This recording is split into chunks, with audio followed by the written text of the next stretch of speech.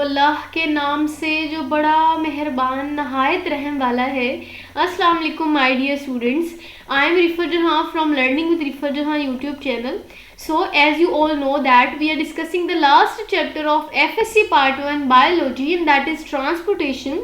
So today the topic of our discussion is again the continuity of the previous topic, and that is blood vessels. So today we will discuss the second component of blood vessels, and that is capillaries in detail inshallah. Also we will discuss a point that is interstitial fluid. So without wasting of any time, let's move on to the next slide and let's start our today's topic. So this is the main slide जहाँ से हमारा आज का topic start होता है.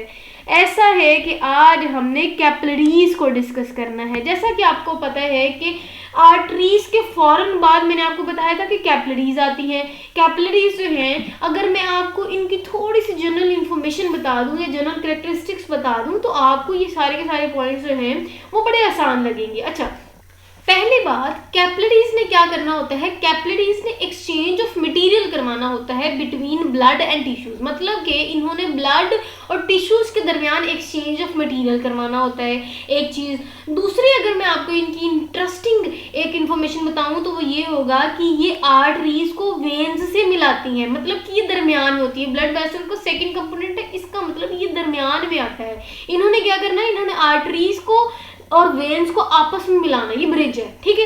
अच्छा, उसके बाद अगर हम इनकी बात करें कि इनमें ब्लड किस नेचर का होता है, तो इनके अंदर जो ब्लड होता है ना वो बेसिकली मिक्स्ड ब्लड माना जाता है. क्योंकि मैंने आपको पीछे भी बताया था कि इनमें डीऑक्सीजनेटेड ब्लड भी होता है और ऑक्सीजनेटेड ब्लड भी होता है, ठीक है. अच्छा, उसके बाद इनकी एक इंटरेस्टिंग बात ये है कि इनमें कोई मसल्स नहीं होते. याद करें, मैंने आपको इससे पहले वाले लेक्चर में आर्टरीज का जब स्ट्रक्चर डिटेल से बताया था तो मैंने आपको कहा था कि उनमें मस्कुलर टिश्यूज भी मौजूद थे. उनकी जो सेकंड लेयर थी उनमें मस्कुलर टिश्यूज भी मौजूद थे. लेकिन अगर हम कैपिलरीज की बात करें तो इनमें मस्कुलर लेयर मौजूद नहीं है. अच्छा, इनमें कोई मसल्स मौजूद नहीं है. उसके अलावा इनकी एक और इंटरेस्टिंग बात यह है कि इनमें कोई वॉल्व मौजूद नहीं होता, ठीक है. दूसरी बात ये कि ये बहुत बारीक होते हैं. जस्ट वन सेल थिक होते हैं, इतने बारीक होते हैं. दूसरी बात, इनमें हमें कोई पल्स फील नहीं होती. आर्टरीज को अगर आप टच भी करो तो इनमें कोई पल्स फील नहीं होती. क्यों?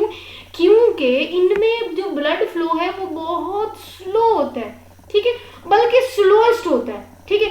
आर्टरीज की बात करें तो हमने उसमें पढ़ा था कि आर्टरीज में ब्लड जो है वो बहुत तेजी से आता है. उनमें ब्लड प्रेशर बहुत हाई होता है. ब्लड बहुत स्पीड से उनमें फ्लो करता है आर्टरीज में. क्यों? क्योंकि हमने कहा था कि उनमें क्या होता है कि हार्ट के जो ब्लड पंप करने के बाद हार्ट जो ब्लड भेजता है वो सबसे पहले आर्टरीज में भेजता है. तो जाहिर है प्रेशर से ब्लड आएगा आर्टरीज में, तो आर्टरीज में ब्लड प्रेशर हाई होगा. उसके बाद वो नॉर्मलाइज हो जाती है उनकी स्पीड और वो आती है कैपिलरीज के पास. तो कैपिलरीज के पास जो ब्लड फ्लो है वो स्लोएस्ट होता है, सबसे ज़्यादा स्लो होता है. उसके बाद अगर हम वेन्स की बात करें तो वेन्स में फिर ब्लड जो है वो स्पीड पकड़ता है और स्पीड से मूव करता है. क्योंकि उन्होंने वापस हार्ट की तरफ जाना, तो ज़्यादा स्ट्रांगली उनमें भी हमें जो है वो ब्लड प्रेशर फील होता है. वो इंशाल्लाह हम नेक्स्ट लेक्चर में उनकी डिटेल डिस्कस कर लेंगे वेन्स में. तो आपको आई थिंक समझ आ गई होगी इनकी जनरल इन्फॉर्मेशन के क्या है. आर्टरीज का थोड़ा बहुत आपको स्केच समझ आ गया होगा, ठीक है. अब हम इन सारी की सारी जो पॉइंट्स हैं उनको डिस्कस करते हैं कि कैसे वो एक्सचेंज ऑफ मटेरियल करते हैं, क्या क्या चेंजेस आते हैं, ठीक है. सबसे पहले पॉइंट में लिखा हुआ है कि ये ब्लड वेसल जो है इनकी वॉल्स जो है वो जस्ट वन सेल थिक होती है. क्योंकि ये बहुत बारीक होती हैं, बहुत बारीक होती है कैपिलरीज, ठीक है. लेकिन कह रहे हैं कि अगर हम कैपिलरीज की वॉल की बात करें तो उनकी नेचर ये है कि वो परमिएबल है. परमिएबल का मतलब कि उनके अंदर या बाहर मटेरियल एक्सचेंज हो सकते हैं. भाई यही वजह है कि कैपिलरीज का काम ही एक्सचेंज ऑफ मटेरियल है. उन्होंने जो ब्लड आया जिसमें ऑक्सीजन भी है, क्योंकि आर्टरीज में ऑक्सीजनेटेड ब्लड है, जाहिर है वो जो आ रहा है उनमें कितने इंपॉर्टेंट जो आप कह सकते हैं उनमें सब्सटेंसेस होते हैं, उनमें ऑक्सीजन हो सकती है, उनमें डिजॉल्व्ड फूड हो सकती है, ठीक है. वो सारी जो चीज़ें हैं ना वो टिश्यूज़ को देनी है, ठीक है. तो वो टिश्यूज़ को देनी मतलब कि एक्सचेंज ऑफ मटेरियल होना है. तो एक्सचेंज ऑफ मटेरियल बेटा टिश्यूज़ और ब्लड के दरमियान तभी होगा जब कैपिलरीज की दीवारें अलाउ करेंगी.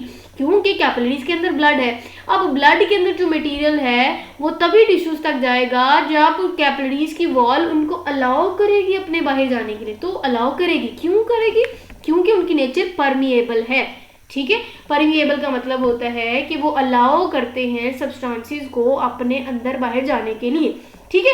तो कहते हैं कि इसके रिजल्ट ये होता है कि वाटर हो गया, काफ़ी सारे डिजॉल्व सब्सटेंसेस जो हैं वो पास कर सकते हैं इन एंड आउट, मतलब कि एक्सचेंजिंग हो सकती है ऑक्सीजन की, कार्बन डाइऑक्साइड की, डिजॉल्व फूड की, इवन जो एक्सक्रीटरी प्रोडक्ट होता है वो भी, वो टिश्यू के अंदर या बाहर या फिर कैपिलरीज के अराउंड जो है वो अंदर बाहर हो सकते हैं। समझ आ गई सारी की सारी। अच्छा, नेक्स्ट कह रहे हैं कि अगर हम कैपिलरीज के नेटवर्क की बात करें तो कैपिलरी का जो नेटवर्क होता है ना, मतलब कैपिलरीज बहुत ज़्यादा अमाउंट में, मैंने आपको इससे पहले भी बताया था कि कैपिलरीज जो है वो बहुत ज़्यादा अमाउंट में होती। क्यों? वो इसलिए मैंने आपको कहा था क्योंकि एक एक सेल तक, एक एक आप कह सकते हैं सेल तक या टिश्यूज तक एक्सचेंज ऑफ मटेरियल तभी होगा जब कैपिलरीज का नंबर ज़्यादा होगा। ज़ाहिर तभी वो एक एक सेल तक जाएंगे और उनको एक्सचेंज ऑफ मटेरियल करवाएंगे या मटेरियल उनके दरमियान एक्सचेंज होगा। ठीक है, यही वजह है कि इनका नंबर बहुत ज़्यादा होता है और इनकी नेचर ये कि नेटवर्क बनाती है और बड़ा डेंस नेटवर्क होता है। ठीक है, क्योंकि इन्होंने कोई लिविंग सेल नहीं छोड़ना, कोई लिविंग सेल इनकी रीच से दूर नहीं होता। ठीक है, क्योंकि उन्होंने जाहिर है एक एक सेल तक ऑक्सीजन की सप्लाई करनी है, एक एक सेल को फूड देना है ताकि वो नॉर्मली अपने फंक्शन परफॉर्म करे, हेल्दी रहे, इंसान जिंदा रहे। ठीक है, जब हमारे सेल्स को ऑक्सीजन ही नहीं मिलेगी तो जाहिर है डेथ हो जाएगी। उसके बाद एक और इन्होंने इंटरेस्टिंग बात लिखी, वो ये कि अगर हम लीवर की बात करें तो आपको पता है कि वो मेटाबॉलिक सेंटर है। ठीक है, अच्छा, उसके बाद लीवर जो है ना वो बेसिकली सिंथेसाइज करवाता है बहुत सारे मटेरियल को। इसका मतलब लीवर जो है वो बेस्ट साइट है एक्सचेंज ऑफ मटेरियल के लिए। यही वजह है कि अगर हम लीवर के इर्द गिर्द बात करें ना तो लीवर के इर्द गिर्द ज़रा कैपिलरीज थोड़ा ज़्यादा होती हैं अमाउंट में, क्योंकि मैंने आपको कहा कि जो लिवर है वो मेटाबॉलिक सेंटर है, यहाँ काफ़ी सारे मटेरियल्स ने सिंथेसाइज होना है। ठीक है, तो यही वजह है कि बहुत ज़्यादा जो कैपिलरीज का जाल है उन्होंने लिवर को सराउंड किया होता है और सराउंड करने के बाद वो डायरेक्ट कॉन्टेक्ट में आती है लिवर के एक एक सेल के। अब लिवर से जो जो चीज़ें बांध रही हैं वो फिर कैपिलरीज में जाएंगी और जो कैपिलरीज ने ब्लड और ऑक्सीजन की ट्रांसपोर्ट करनी होती है वो लिवर तक कर देती है। समझ आ गई? अच्छा, नेक्स्ट एक और बात अब हमने डिस्कस करनी है, वो होगी डायमीटर रिलेटेड। कह रहे हैं कि अगर हम कैपिलरीज की बात करें तो उनमें भी हमें कॉन्ट्रैक्शन और रिलैक्सेशन फील होती है। नहीं, हमने कहा कि जो कैपिलरीज है ना वो कॉन्ट्रैक्ट और रिलैक्स नहीं करती, लेकिन आप कहेंगे कि ये कॉन्ट्रैक्ट और रिलैक्स ही तो की हुई है, ये क्या दिखाना चाह रही है मैम? ऐसा है कि मैंने आपको कहा कि कैपिलरीज में पल्स फील नहीं होती। पल्स आपको मैंने पहले बताया कि तब फील होती है जब आर्टरीज, मैंने आपको कहा था कि आर्टरीज में फील होती है, कलाई में या नेक के करीब, गर्दन के करीब जो आप आर्टरीज होती है, आर्टरी होती है, आप उसको हाथ लगाओ तो आपको पल्स तकरीबन फील होती है, अच्छी खासी फील होती है। ठीक है, तो वो इसलिए फील होती है क्योंकि उनमें ब्लड प्रेशर बहुत ज़्यादा तेज़ी से जो है वो पास करता है, या उनमें ब्लड प्रेशर बहुत तेज़ होता है, ब्लड बहुत तेज़ी से उसमें से गुजर रहा होता है। दूसरी बात यह है कि वो कॉन्ट्रैक्ट और रिलैक्स कर होती है, क्योंकि हमने आर्टरीज में वैसोकंस्ट्रिक्शन और वैसोडाइलेशन का प्रोसेस डिस्कस किया था। ठीक है, इनमें ऐसा नहीं होता। यही वजह है कि इनमें हमें पल्स फील नहीं होती, हमें कैपिलरीज में पल्स फील नहीं होती। कैपिलरीज हर जगह एक एक, मैंने आपको कहा सेल तक कैपिलरीज जो है वो उनकी रीच है। अगर मैं आपको बड़ी अच्छी एग्जांपल दूं तो फेस पे ना नेटवर्क होता है कैपिलरीज का। ठीक है, एक जस्ट एग्जांपल, यानी कि जस्ट फेस पे ही होता है, आप उस लकीर के फकीर हो, जस्ट एग्जांपल दे रही हूँ। तो आप अपनी चीक्स को टच करो तो आपको पल्स फील नहीं होती। ठीक है, अच्छा, उसके बाद कहते हैं तो ये क्यों है? ये बेसिकली डायमीटर में तो कमी और जाहिर है ज्यादा देख रहे हैं, तो ये बेसिकली जो कैपिलरीज के सेल है ना, ये सेल मोटे हुए हैं तो अंदर जो जगह है वो कम हो गई है। ये सेल बारीक हुए हैं, मतलब कि साइज में छोटे हुए हैं तो जगह अंदर बन गई। इसका मतलब कि इनमें कंस्ट्रिक्शन या फिर इनमें डायलेशन का प्रोसेस नहीं होता, बल्कि इनमें इट सेल्फ जो कैपिलरीज के सेल्स होते हैं वो जब साइज में बड़े होते हैं तो जाहिर है साइज में बढ़ने की वजह से अंदर जो जगह होती है वो कम होती है, और जब वो साइज में छोटे होते हैं तो अंदर जगह ज़्यादा होती है और ब्लड जो है वो ज़्यादा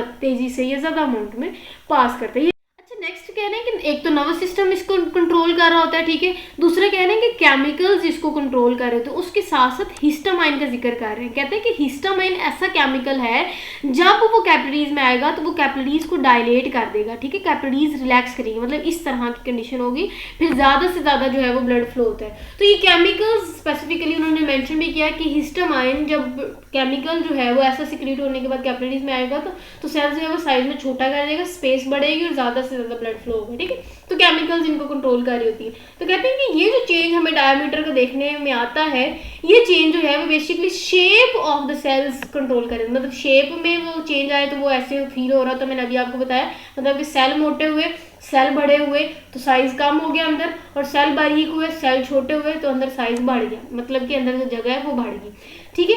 तो कहते हैं कि यही कंस्ट्रिक्शन देयर वॉल्स, जो साइज बढ़ना कम करना, यही कंस्ट्रिक्शन करवा रही होती है दीवार को सिकुड़ने और कंट्रोल कर रही होती है उनको रिलैक्स करवाने में, ठीक है। उसके साथ साथ कहते हैं कि इनमें, इनके अंदर तो कोई वॉल्व नहीं होता, मैं आपको कहा कि इनके अंदर कोई वॉल्व मौजूद नहीं होता, लेकिन अगर मैं आपको बताऊँ ना कि आर्टरीज के फौरन बाद, जैसा कि आपको पता है कि यहाँ आर्टरीज है काफ़ी सारी, ठीक है, तो आर्टरीज है, फिर आर्टरियोल्स हैं, उसके बाद कैपिलरीज आना होता है।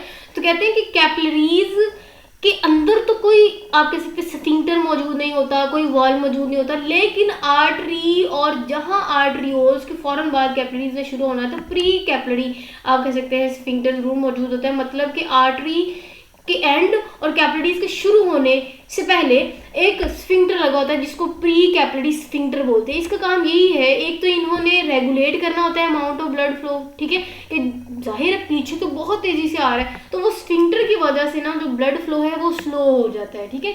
ब्लड फ्लो को भी कंट्रोल कर रहा होता है, इवन ब्लड की जो अमाउंट है उसको भी कंट्रोल कर रहा होता है, ठीक है। तो अमाउंट ऑफ ब्लड फ्लोइंग को भी इंक्रीज कर रहा होता है या डिक्रीज कर रहा होता है, जितनी जरूरत होती है उतना उसको कंट्रोल कर रहा होता है, ठीक है। हमने स्फिंक्टर भी देख लिया, कहाँ मौजूद है वो भी देख लिया, उसका काम भी देख लिया। अब कहते हैं कि कैपिलरीज के फंक्शन की अगर हम बात करें, कैपिलरीज बेसिकली ऐसी साइट है जहाँ मैंने आपको कहा मटेरियल ने एक्सचेंज होना होता है between blood and body tissues, ठीक है।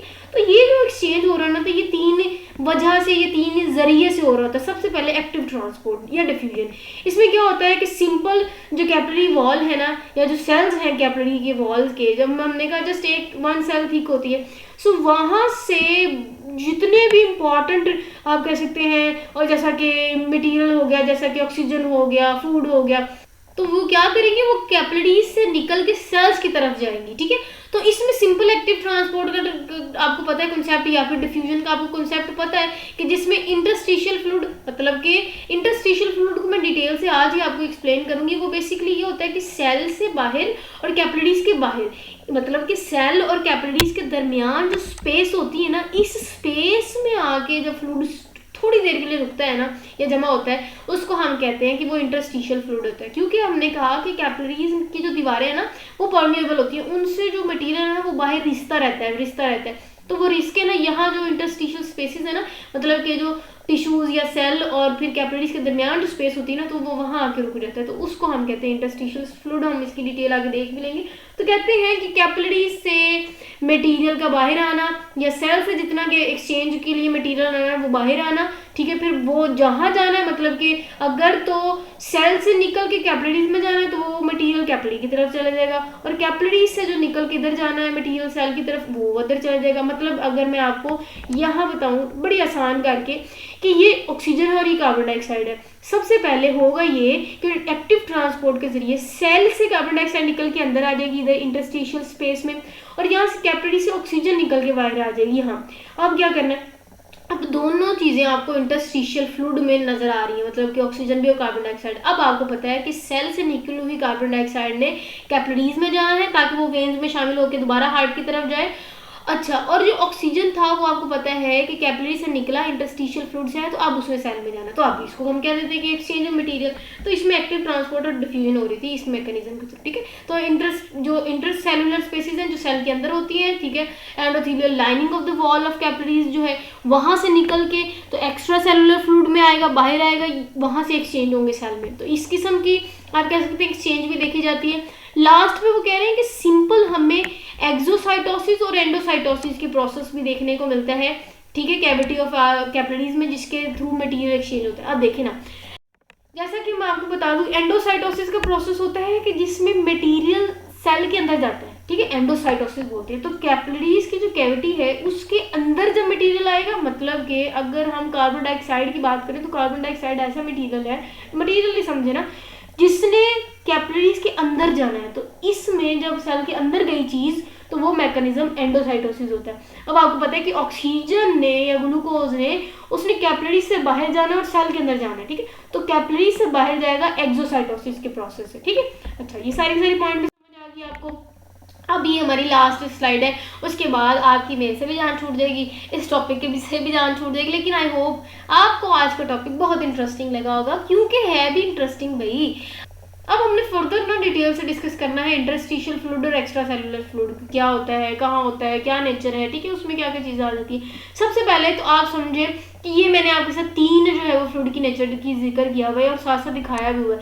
सेल है ना, सेल के अंदर जो फ्लूइड होता है ना उसको हम कहते हैं इंट्रा सेलुलर, सेल के अंदर फ्लूइड। तो ये जो सेल के अंदर फ्लूइड है इसको कहते हैं इंट्रा सेलुलर, क्योंकि ये सेल से यहाँ आ जाएगा। तो यहाँ हम कहेंगे कि जो मटेरियल ने कैपिलरीज में जाना है वो सबसे पहले इंट्रा सेलुलर स्पेस में आएगी, तो उसको हम इंट्रा सेलुलर फ्लूइड बोलेंगे, ठीक है। वहां से वो फिर इस सेल की वॉल से बाहर आएगा।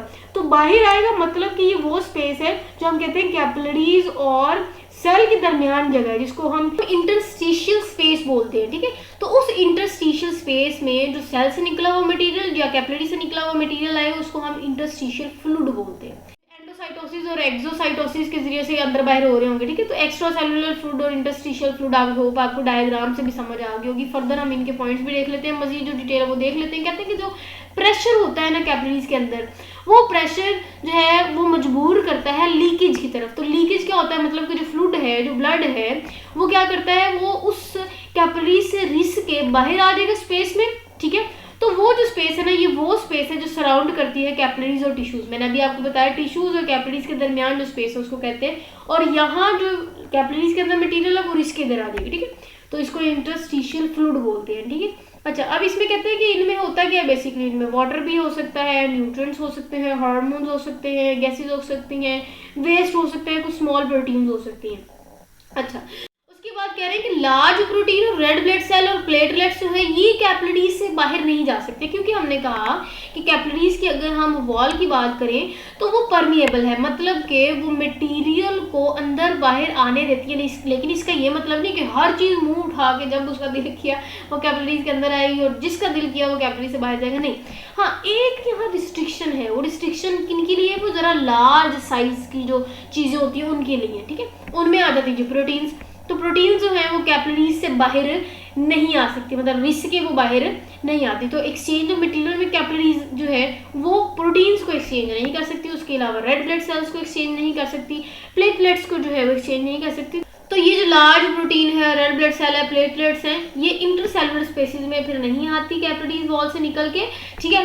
लेकिन यहाँ एक और इंटरेस्टिंग बात है, वो ये कि अगर हम वाइट ब्लड सेल की बात करें वो साइज में तो बहुत बड़ा होता है, लेकिन वो जो है वो इस कैपिलरी से बाहर जा सकता है तो वाली बात कैसे जा सकता है, वो इसलिए क्योंकि अगर हम वाइट ब्लड सेल की बात करें तो वो अपने आप को इतना स्क्वीज कर लेता है कि वो बड़ी ही आसानी से इस कैपिलरी की दीवार से बाहर निकल सकता है। साइज में बड़ा है लेकिन वो अपने आप को बिल्कुल स्क्वीज कर लेता है, ठीक है। तो वहाँ फिर कह सकते हैं कि वाइट ब्लड सेल जो है ये साइज में तो बड़े होते हैं लेकिन वो कैपिलरी की दीवारों से निकल सकते हैं। तो वो एक्सचेंज ऑफ मटीरियल में ब्लड जो है वो नियर बाय सेल्स तक चले जाता है। तो अब हमने नेक्स्ट कंपोनेंट ब्लड वेसल का डिस्कस करना है डिटेल से, दैट इज वेन। और वेन को हम इंशाल्लाह डिस्कस करेंगे कि वेन्स होती कैसे हैं। तो टिल देन अभी तक का यही था हमारा आज का टॉपिक। आई होप आपको बहुत समझ आई होगी, बहुत अच्छे से समझ आई होगी। मैंने डायग्राम्स की हेल्प से आपको सारे के सारे टॉपिक आसान करने की कोशिश की। अगर आपको समझ फिर भी नहीं आई तो आपने कमेंट सेक्शन में क्वेश्चन ज़रूर पूछने, क्योंकि मैं टाइमली जवाब देती होती हूँ बच्चों को। और हाँ, फीडबैक मुझे लाजमी दीजिएगा जिससे मैं मोटिवेट होती हूँ। कुछ चेंजेस चाहते हैं वो आप मुझे ज़रूर डिस्कस कर सकते हैं। सो लास्ट पे आपने यही करना है, अपने चैनल को सब्सक्राइब करना है, दोस्तों के साथ शेयर करना है, बेल आइकन प्रेस करनी है, इसमें आपका ही भला है। सो नेक्स्ट जो है वो इंशाल्लाह हम वेन्स को डिटेल से डिस्कस करते हैं। टिल देन अपना बहुत सारा ख्याल रखिएगा। स्टे कनेक्टेड एंड अल्लाह हाफिज़।